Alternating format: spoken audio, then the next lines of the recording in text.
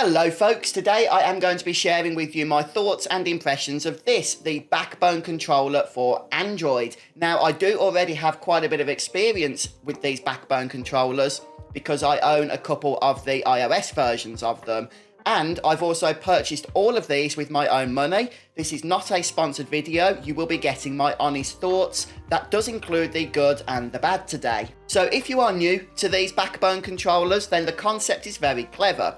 They easily house your Android phone, and the USB-C connector means that you don't need to connect to your phone via Bluetooth for a lag-free experience. And effectively what this does is turn your phone into a handheld gaming console. So first off, just check that your Android does use USB-C and not micro USB. If it's a more modern Android, that won't be a problem. And the first good point is that this will work with the vast majority of Android phones. You do need to make sure you are running Android 8.0 or above, however. And once this has been extended, it can accommodate devices just over 5.5 inches in size. You have your two analog sticks in a Nintendo Switch/Xbox layout, along with the 4 face buttons and the directional pad as well. You do also get the 4 shoulder buttons. This orange button here is to open the Backbone app if you need to use that. The button with the 3 lines is your options/start button. 3 dots over here are to mute your game.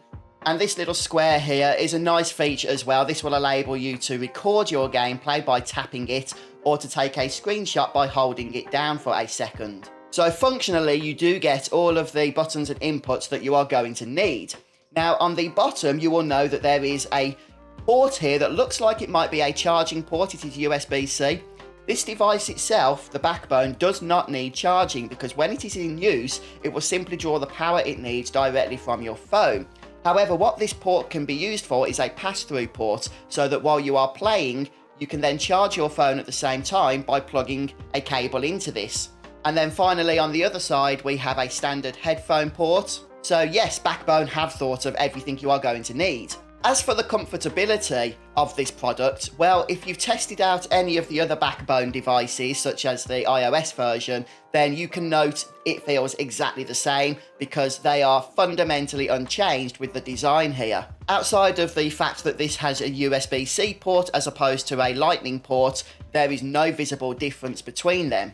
If you are not familiar with using a Backbone controller, then in my experience, I would say it is most similar to playing with Nintendo Joy-Cons. So if you have tested out the Joy-Cons and you are happy with those for extended periods of gaming, then you will be fine with the Backbone controller. However, if you struggle with those Joy-Cons and they are not really made for the largest of hands, then there's a good chance you may end up struggling with the Backbone controller as well. The Backbone controller is slightly more fleshed out than the Joy-Cons, but it is a marginal difference. Now, another thing to be aware of is that the Backbone controller does not deal well with phone cases. In fact, the chances are you are going to have to take your phone out of its case before it will fit into the Backbone. Depending on what case you have and how easy it is to take your phone out, that could be a bit of a problem. Because even if your phone in its case physically fits in the Backbone controller, it may prevent the USB-C port from connecting correctly. So if taking your phone out of its case every time you want to use this is going to be an issue for you, then that is definitely something to consider before purchasing. So what games can you actually play with the Backbone controller? Well, the good news is any Android game that has controller support will work here. And I've mentioned this already, but because this doesn't use Bluetooth, the whole experience is completely lag-free. It is simply a plug-and-play experience. You put your phone in here and you are good to go. But it doesn't stop there. You can download various apps from Microsoft in order to stream your Xbox games and play your Game Pass games as well if you have a Game Pass subscription directly on your Android phone using the Backbone controller. If you use Steam Link, you can play your Steam library on your phone with this controller. GeForce Now and Luna are also supported.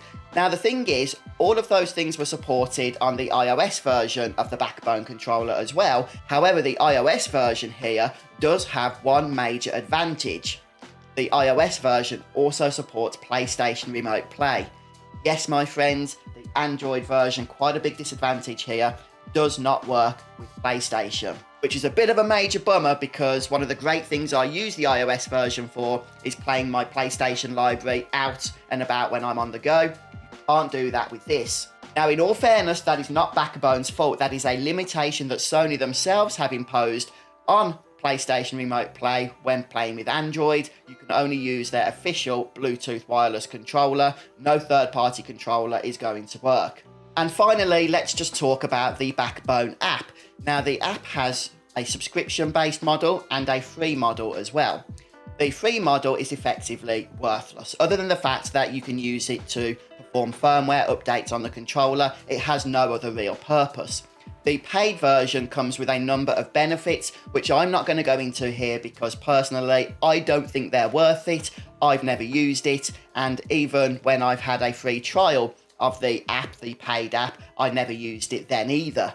So again, just to avoid confusion, the full functionality of this controller comes through the various other apps that you will use it with, such as the Xbox app, the games that you play on your Android phone, the Nvidia app, the Steam Link, whatever it is that you're using will give you everything you need. The actual Backbone app itself doesn't really add any additional functionality in that sense. But overall, I do highly rate these Backbone controllers. I think they are very nicely designed, not the best for larger hands, and the lack of PlayStation support here on the Android, while not Backbone's fault, is kind of unfortunate. But for mobile gaming on the go, I don't think there is a better option. And I hope my video helped. Thank you for watching.